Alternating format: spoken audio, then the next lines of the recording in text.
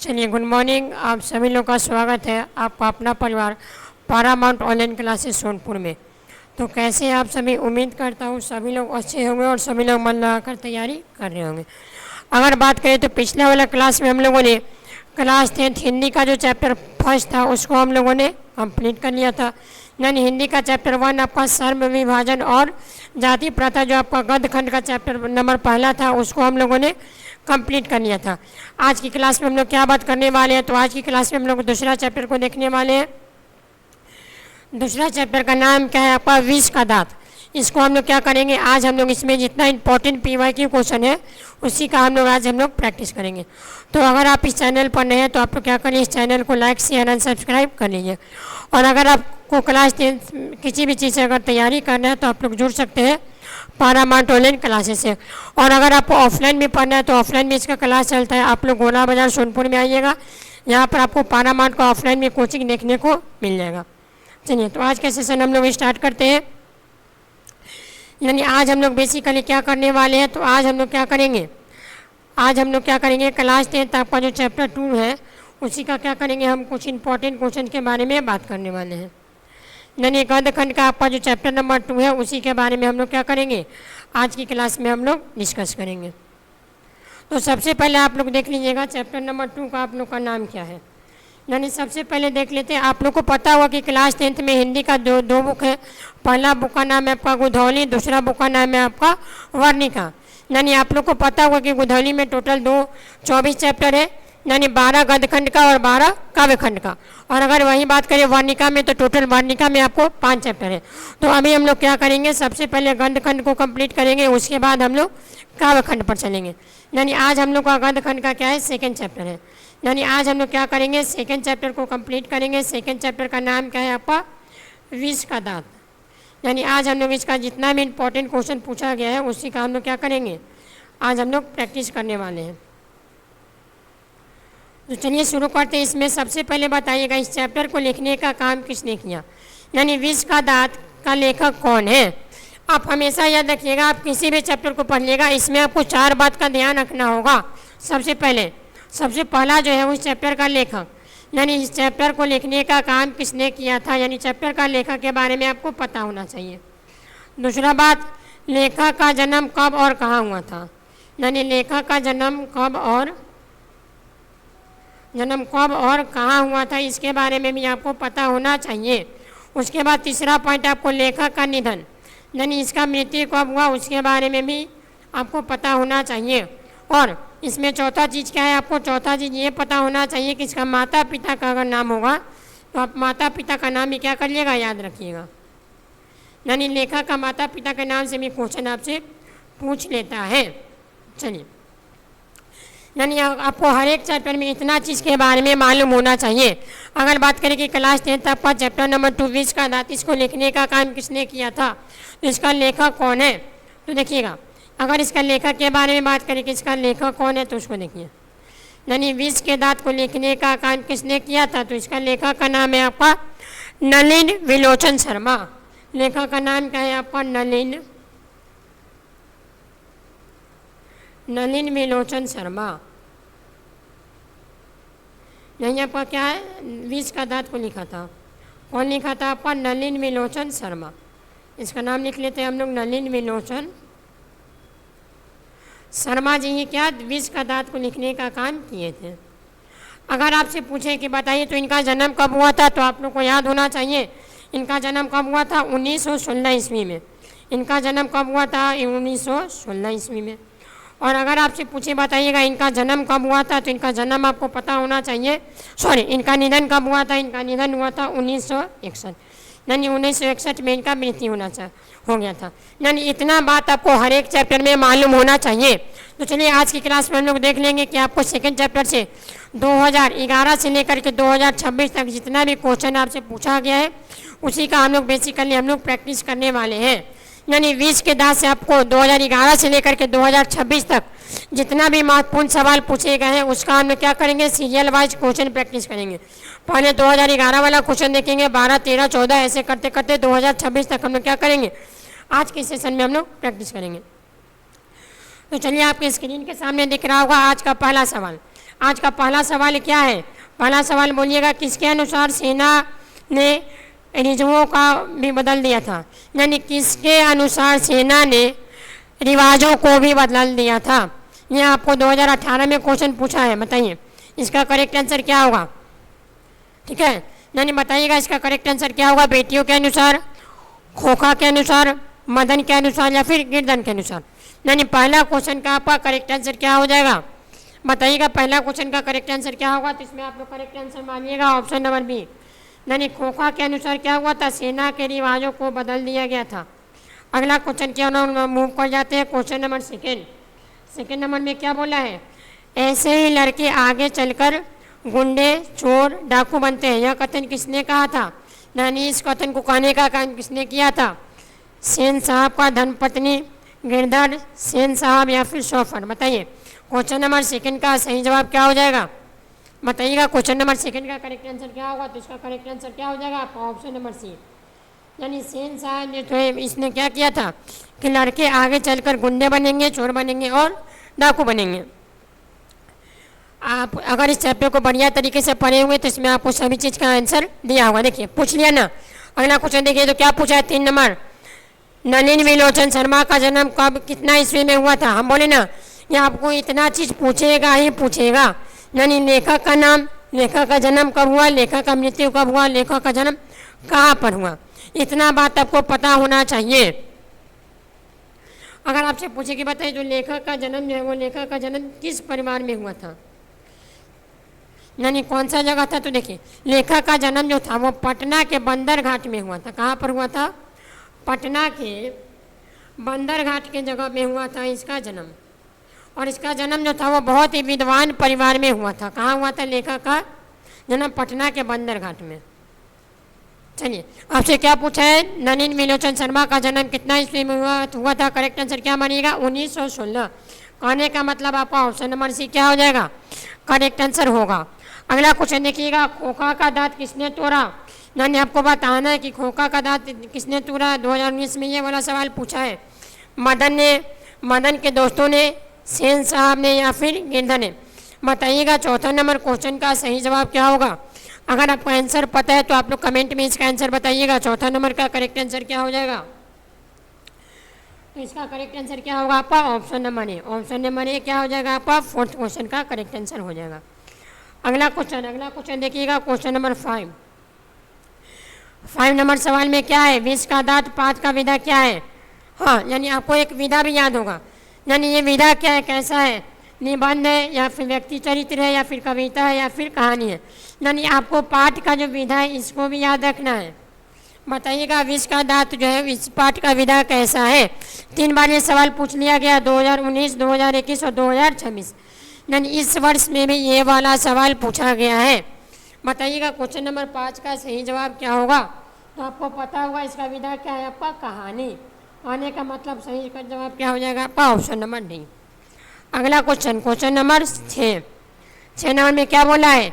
सेन साहब की कार की कीमत कितनी थी? यानी सेन साहब जो थे इनकी कार की कीमत कितनी थी? 7,500, 8,500, 9,500 या फिर 7.5 लाख? बताइए इसका करेक्ट आंसर क्या होगा? यानी 6 नंबर का करेक्ट आंसर क्या होगा आपका? 7,500। कहने का मतलब आपका ऑप्शन नंबर ए क्या हो जाएगा आपका? सही जवाब हो जाएगा। अगला क्वेश्चन देख लीजिएगा आप लोग, क्वेश्चन नंबर 7। सेन साहब की आंखों का तारा क्या है? बताइएगा 7 नंबर का करेक्ट आंसर क्या हो जाएगा?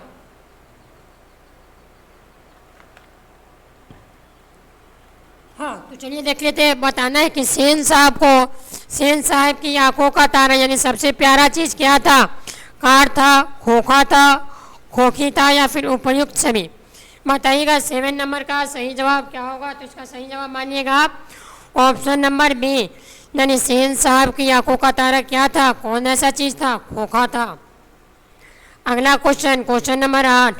8 नंबर में क्या बोला? मोटर का कोई खतरा हो सकता है तो किस चीज़ से हो सकता है? खोखा से, मदन से, सीमा से या फिर शेफाली से? बताइएगा करेक्ट आंसर क्या होगा?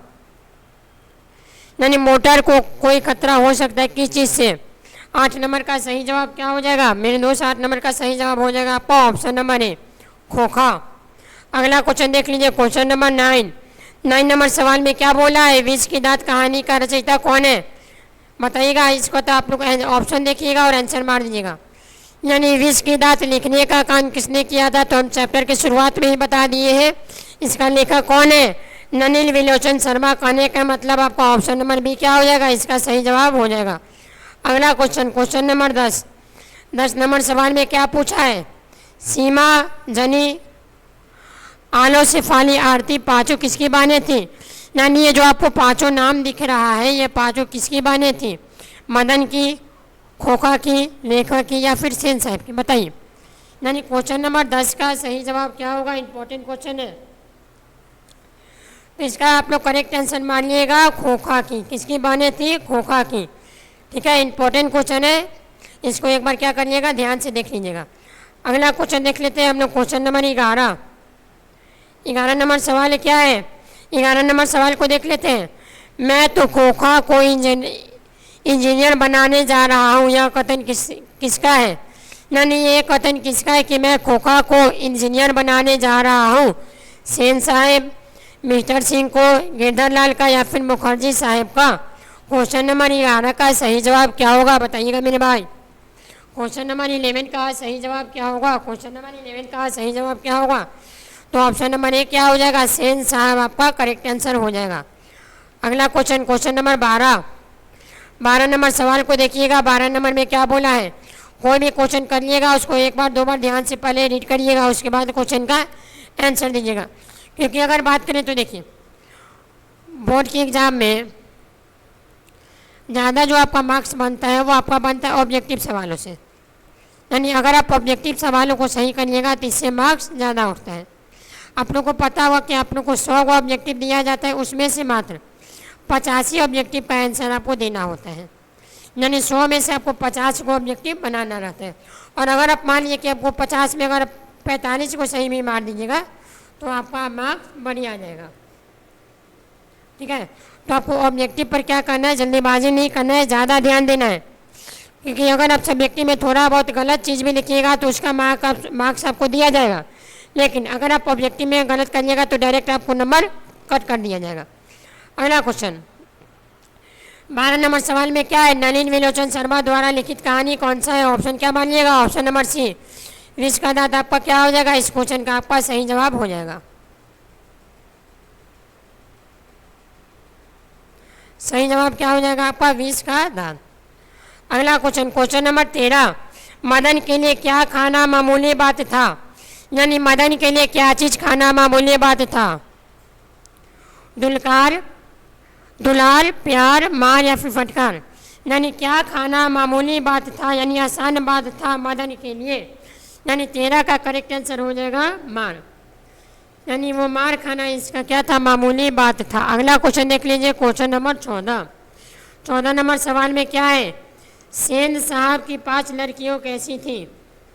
यानी सेन साहब का 5 जो लड़कियां थी उसकी बहनें जो थी, लड़कियां जो थी वो क्या थी, उड़न थी, ना समझ थी, मूर्ख थी या फिर सुशुल थी।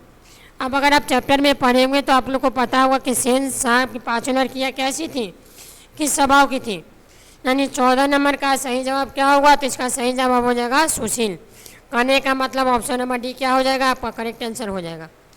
अगला क्वेश्चन, क्वेश्चन नंबर 15 नंबर में क्या बोला है, विष का दांत शीर्षक पाठ किस कहानी का संग्रह से लिया गया है। यानी विष का दांत जो है वो किस पाठ से लिया गया है, मित्र मिलन, विष का दांत तथा अन्य कहानियाँ, कुहासा या फिर मौत का नगर। बताइए क्वेश्चन नंबर 15 का सही जवाब क्या होगा। क्वेश्चन नंबर 15 का सही जवाब क्या मानिएगा, ऑप्शन नंबर बी, यानी विष का दांत तथा अन्य कहानियों से ये वाला चैप्टर लिया गया है। हाँ, हम बोले थे ना, यानी आपको किसी भी चैप्टर में सबसे पहले लेखक का नाम, लेखक का जन्म कब हुआ था, लेखक का निधन कब हुआ था, लेखक का जन्म कहाँ पर हुआ था, और लेखक का माता पिता का नाम भी आपको पता होना चाहिए। ठीक है, और जो चैप्टर लिखा है उसका विधा कैसा है। बस आपको 5 चीज़ हर एक ध्यान में रखना है। देखिएगा, इसी से आपको 5 से 10 नंबर का क्वेश्चन आपको देखने को मिल जाएगा। ठीक है, बताइएगा 16 नंबर का, लेखक नीलन विलोचन शर्मा की माता का नाम क्या था। 2023 में पूछा है, 2026 में पूछा है, आशा है कि ये वाला 2027 में भी आपसे पूछ सकता है। ठीक है, बताइएगा इनका माता का नाम क्या था? लीलावती शर्मा था, रत्नावती शर्मा था, कमलावती शर्मा था या फिर प्रभावती शर्मा था? 16 नंबर का सही जवाब क्या मानिएगा? रत्नावती शर्मा कहने का मतलब आपका ऑप्शन नंबर बी क्या हो जाएगा? क्वेश्चन नंबर 16 का सही जवाब हो जाएगा। अगला, मंदन किसका बेटा था? बताइएगा, ड्राइवर का, गिरधर का, मुखदी साहब का या फिर पत्रकार महोदय का? बताइएगा क्वेश्चन नंबर 17 का सही जवाब क्या होगा? तो क्वेश्चन नंबर 17 का सही जवाब मानिएगा आप लोग ऑप्शन नंबर बी, यानी मंदन किसका बेटा था? मदन किसका बेटा था? गिरधर का। अगला क्वेश्चन देख लेते हैं, क्वेश्चन नंबर 18 में क्या बोला है? वाकिफ शब्द का अर्थ क्या है? सभ्यता है, घटना है, परिचित है या फिर कौन है? यानी यहाँ पर आपको एक वर्ड दिख रहा होगा वाकिफ। वाकिफ का मतलब क्या होता है बताइएगा। यानी 18 नंबर सवाल का सही जवाब क्या होगा? तो इसका सही जवाब होगा परिचित। यानी कोई भी चीज़ से आप वाकिफ हो गए, इसका मतलब क्या? यानी उस चीज़ से आप परिचित हैं। अगला क्वेश्चन नंबर 19 नंबर में क्या बोला है? नन साहिब की कितनी लड़कियां थी? यानी नन साहिब के पास कितनी लड़कियां थी? 4, 5, 2, 7। सही जवाब क्या होगा?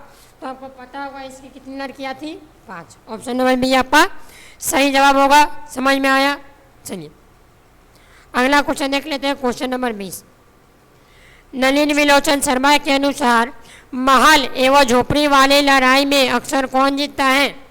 यानी लेखक के अनुसार महल और झोपड़ी वाली लड़ाई में, यानी महल और झोपड़ी वाला लड़ाई में कौन जीतता है अक्सर? बताइएगा, महल वाले, झोपड़ी वाले, मासूम या फिर इनमें से कोई नहीं? यानी क्वेश्चन नंबर 20 का सही जवाब क्या होगा? क्वेश्चन नंबर 20 का सही जवाब क्या होगा? यानी 20 नंबर सही क्वेश्चन का सही जवाब क्या होगा? महल वाला। ऑप्शन नंबर ए क्या होगा आपका सही जवाब होगा। अगला सवाल क्या है? Question number 21। मदन पड़ोसियों के आवारागर्दी लड़कियों के साथ क्या कर रहा था? यानी मदन पड़ोसियों के आवारागर्दी लड़कों के साथ क्या कर रहा था? पतंग उड़ा रहा था, क्रिकेट खेल रहा था, लट्टू नचा रहा था या फिर चोर सिपाही खेल रहा था? अगर आप चैप्टर को पढ़े होंगे तो बताइएगा चैप्टर में किस चीज़ खेल के बारे में बोला गया है। यानी चैप्टर में 20 के दांत में किस खेल का जिक्र किया गया है बताइएगा। यानी 21 का सही जवाब क्या होगा आपका? Option number c. अगला सवाल 22 नंबर। रक्स शब्द का अर्थ क्या है? यानी रक्स शब्द का अर्थ क्या होगा? प्रेम होगा, ईर्ष्या होगा, संबंध होगा या फिर आदर होगा? क्वेश्चन नंबर 22 का सही जवाब क्या होगा? तो रक्स शब्द का अर्थ होता है ईर्ष्या। क्या होगा आपका? ईर्ष्या करने का मतलब आपका ऑप्शन नंबर बी क्या हो जाएगा? सही जवाब हो जाएगा। अगला क्वेश्चन देखिएगा, इंपॉर्टेंट है, 2026 में ये वाला सवाल पूछा है। झोपर किसको कहते हैं? रसोईया को, माली को, ड्राइवर को या फिर राज मिस्त्री को? बताइए। यानी झोपर किसको संबोधित किया जाता है? यानी क्वेश्चन नंबर 23 का सही जवाब क्या होगा? तो इसका सही जवाब मानिएगा आप लोग ऑप्शन नंबर सी। यानी ड्राइवर को ही झोपर के नाम से हम लोग क्या करते थे? जानते थे। अगला सवाल क्या है? Question number 24। बांग्ला भाषा में खोखा किसको कहते हैं? यानी बंगली भाषा में खोखा का मतलब क्या होता है? बच्चों को, बच्ची को, नौकर को या फिर पिता को? यानी खोखा किसको बोलते हैं? 24 नंबर का सही जवाब क्या होगा? तो आपको पता होगा खोखा का मतलब क्या होता है? बच्चा। यानी बच्चा को हम लोग बांग्ला भाषा में खोखा कहते हैं। अगला सवाल क्वेश्चन नंबर 25 नंबर सवाल में क्या बोला है? नलिन विलोचन शर्मा का पिता का नाम क्या था? हम बोले थे ना, पिता का नाम और माता का नाम दोनों का नाम आप लोग याद कर लीजिएगा। यानी लेखक का पिता का नाम क्या था? बताइएगा, लेखक का पिता का नाम क्या था? इसका सही जवाब क्या होगा? यानी क्वेश्चन नंबर 25 का सही जवाब क्या होगा? तो इसका सही जवाब होगा आपका पंडित राम अवतार शर्मा। कहने का मतलब आपका 25 का ऑप्शन डी क्या हो जाएगा? सही होगा। अगला क्वेश्चन, आज के सेशन का हम लोग का लास्ट क्वेश्चन है, क्वेश्चन नंबर 26। विश्व के दांत शीर्षक पाठ में गिरधालाल कहाँ रहता था? यानी विश्व के दांत में शीर्षक पाठ में गिरधालाल जो था वो कहाँ पर रहता था, बताइए कौन सा ऑप्शन सही होगा। अहाते के बंगले में, झुगनी झोपड़ी में, अहाते के खाने में, या फिर अपने मकान में। यानी 26 नंबर का सही जवाब क्या होगा। तो आप लोग याद रखिएगा, इसका सही जवाब होगा आपका ऑप्शन नंबर सी। क्या हो जाएगा आपका ऑप्शन नंबर सी आपका सही जवाब हो जाएगा। चलिए, तो आज आपका क्लास 10th 20 का दांत यानी गद्य खंड का आपका चैप्टर नंबर 2 भी क्या हो गया आपका कंप्लीट हो गया। यानी गद्य खंड का आपका चैप्टर नंबर 2 भी आपका आज समाप्त हो गया। आज की क्लास में हम लोग टोटल 26 क्वेश्चन किए हैं। तो आप लोग बताइएगा कि 26 क्वेश्चन में आप लोग को कितना का जवाब आप लोग को मालूम था, यानी कितना सवाल आप लोग खुद से कर सकते हैं। इसका आंसर आप लोग को कमेंट में देना है। आज आपका सेकंड चैप्टर आपका कंप्लीट हो गया। चैप्टर आपका क्या था 20 का दांत, यानी आपका सेकंड चैप्टर आपका आज कंप्लीट हो गया। ठीक है, समझ में आया। यानी आज की क्लास में जितना क्वेश्चन किए हैं इसके बाहर क्वेश्चन आपसे नहीं पूछेगा, ये हम गारंटी के साथ बोल सकते हैं। यानी अगर आप इतना क्वेश्चन बढ़िया तरीके से कर लीजिएगा और अगर आपको 20 के दांत चैप्टर से अगर आपको ऑब्जेक्टिव पूछेगा तो एक भी सवाल नहीं छूटने वाला है, ये हम गारंटी के साथ दावा के साथ बोल सकते हैं। यानी आज की क्लास में टोटल हम लोग 26 क्वेश्चन किए। कहने का मतलब 2001 से 2011 से लेकर के 2026 तक आपका जो सेकंड चैप्टर है इसमें से केवल और केवल मात्र 26 सवाल ही पूछे गए हैं। ठीक है, तो आज आपका ये वाला चैप्टर आपका कंप्लीट हो गया। अब आप लोग का काम क्या रहेगा, आप लोग का काम रहेगा जितना भी क्वेश्चन करवाया गया है एक बार चैप्टर को बढ़िया तरीके से पढ़ के और यही सब क्वेश्चन आप लोग को प्रैक्टिस कर लेना है, रिवाइज कर लेना है।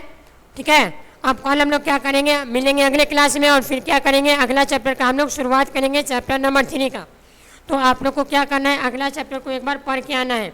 अगला चैप्टर आपको कौन सा पढ़ना है, भारत से हम क्या सीखें, अगला चैप्टर का नाम है। इसको आप लोग सभी लोग बढ़िया तरीके से पढ़ के आइएगा। कल हम लोग क्या करेंगे, इसका कुछ इंपॉर्टेंट सवाल के बारे में बात करेंगे।